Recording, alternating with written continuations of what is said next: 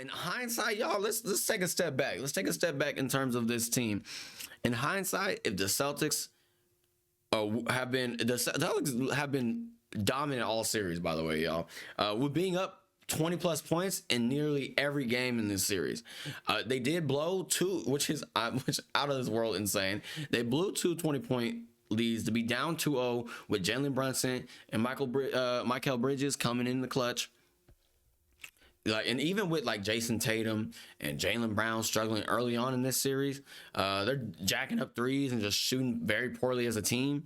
They still are able to. They're still able to find a way to get it done in Game 3.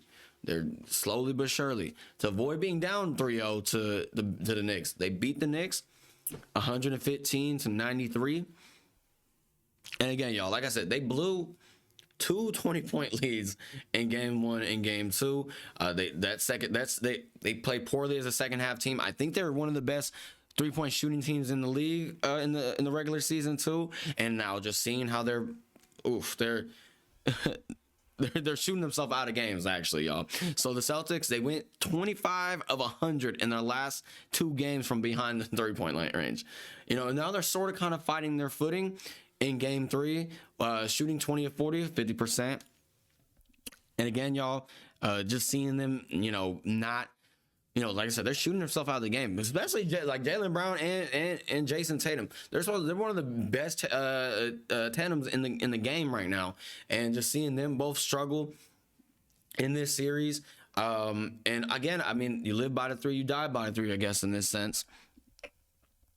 The sixth man of the year, Peyton Pritchard, he had 23 points of 8 of 16 shooting. He knocked down 5 threes himself. Jason Tatum had 22 points himself, 22, 9, and 4, that is.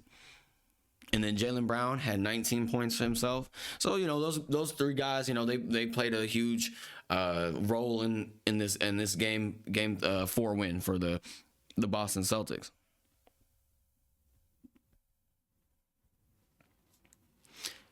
Now, for the Knicks, I'm truly convinced. Mitchell Robinson is probably like a gag character or something for this team. He went 4-12 from the free throw line yesterday, from the free throw line, and then I think was it last game? It might have been last game. He actually airballed the free throw as well.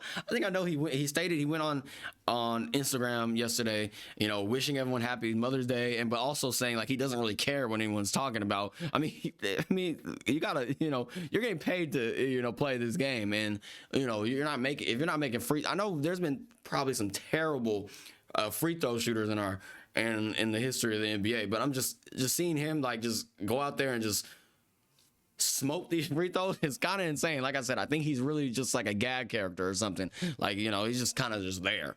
But for the Knicks, Jalen Brunson, he had 27 points on 9 of 21 shooting, so had a rough night himself. Cat had 21 points. Mikal Bridges, he had 12 on 6 of 10 shooting. Now, for Mikal Bridges, like his numbers haven't been too flashy this series, but again, his defensive prowess has been showing for sure. He had a game-sealing block and a game-sealing steal in Game 1 and Game 2, but that presence didn't really show in Game 3 for sure. So now, if we take a look at this Celtics team, if they did not miss an NBA playoff record of 45 threes in Game 1, and obviously had their shooting woes continue in Game 2, they started hitting their shots like they did in the regular season, now this series could have very well possibly been the brinks of a sweep or a gentleman's sweep for the Boston Celtics, and they could have really just got the ball rolling because like I said, it's just their shooting woes. Game 4, it is tonight, as the Celtics do look to tie up this series.